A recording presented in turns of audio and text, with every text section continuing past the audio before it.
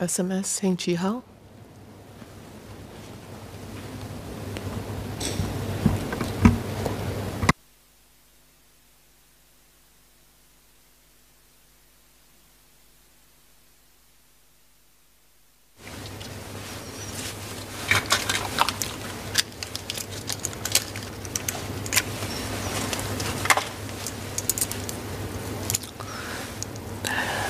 Madam Deputy Speaker, thank you for allowing me to join the debate.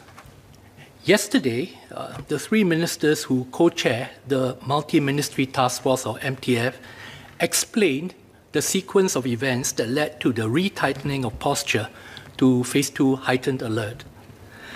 This action was all the more stark because of the earlier planned relaxation of numerous safe management measures, barely 3 weeks ago.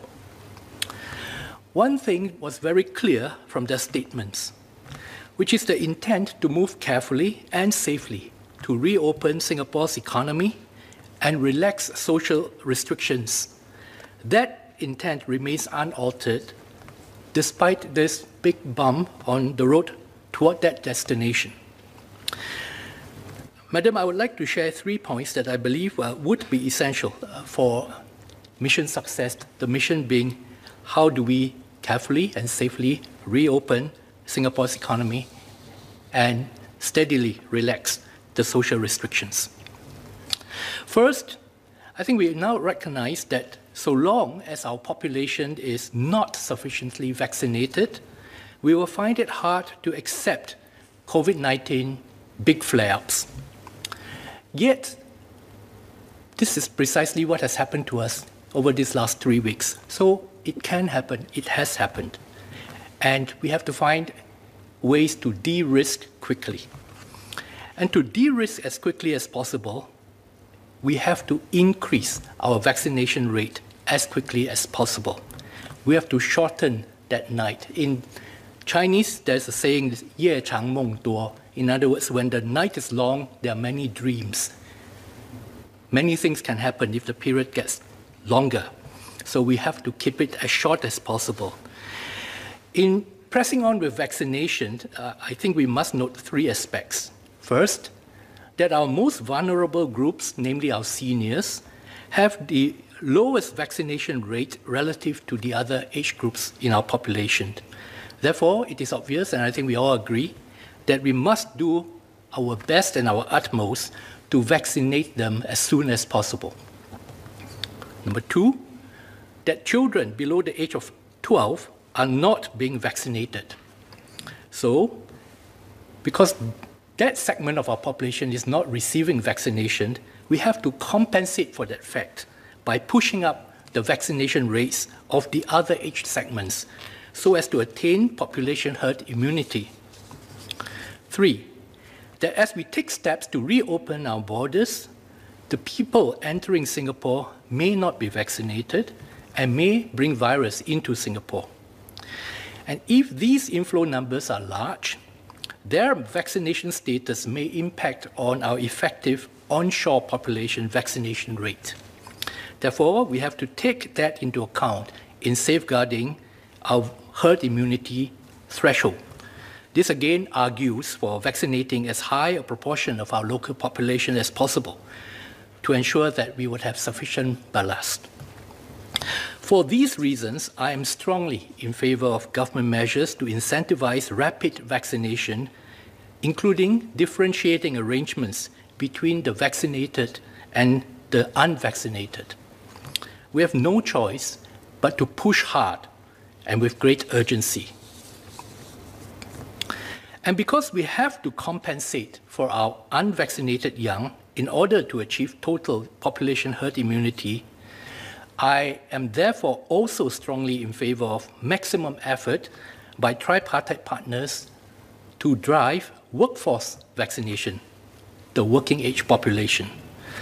This P2HA, heightened alert, experience over these last 3 weeks should convince everyone that vaccination is good both for workers' health as well as for companies' business continuity. Second, we must keep our eye on getting ready to seize the upturn. It is true that the ups and downs in our prolonged war against COVID-19 have led to a certain listlessness and fatigue in our businesses and our people. But we must not let that take hold. Instead, we must do more to direct the attention and energies of businesses and the population to the gradually brightening global prospects.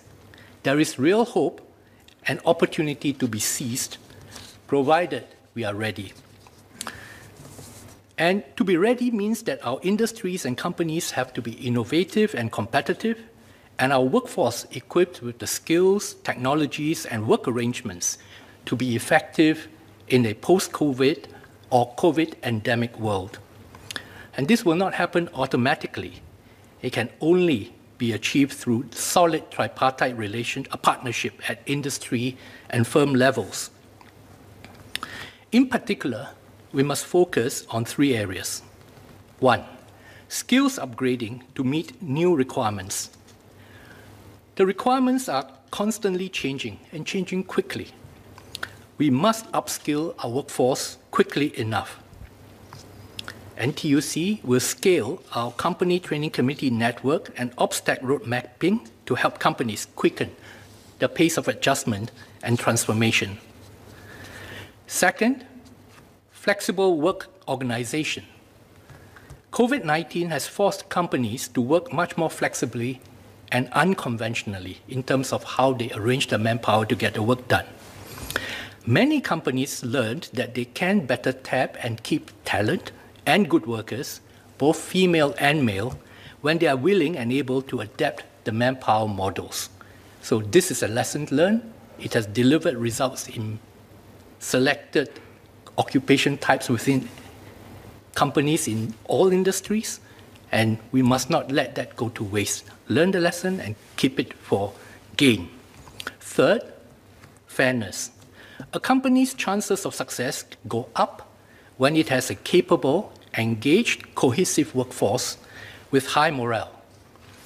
Achieving this in the context of an increasingly diverse Singapore workforce, diverse in race, nationality, age, comprising both genders with equal ability to contribute at work, and so on, means that the different segments must feel that they are treated fairly and have a joint stake in a company's success.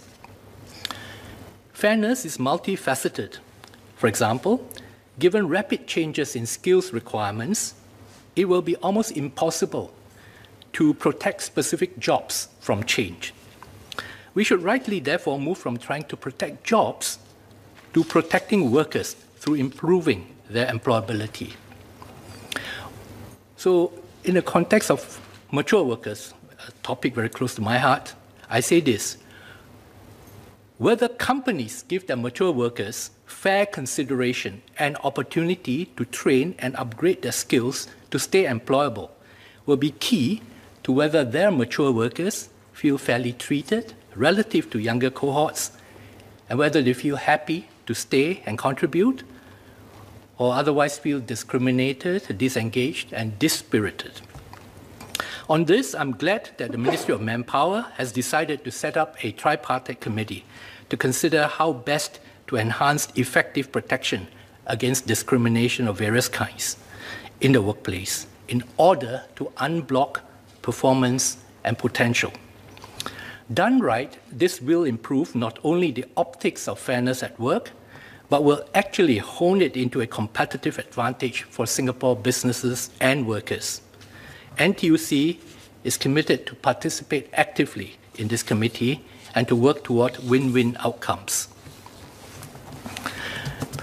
Madam Deputy Speaker, the support measures and the budget do not of themselves or are not just designed to be cushions against the latest setback caused by this spike in COVID-19 cases. They buy us precious time to retool for a shot at better lives and better livelihoods ahead. And on this, I was greatly encouraged when I heard his speech by Professor Hun Hien Teck just now, when he recounted, even as we look back, how we do not just look at the now, even though we have to solve the problems of the now, but at the same time, we must look at structural adjustments. How do we strengthen our core, our ability, our capabilities to create and fight for that better future?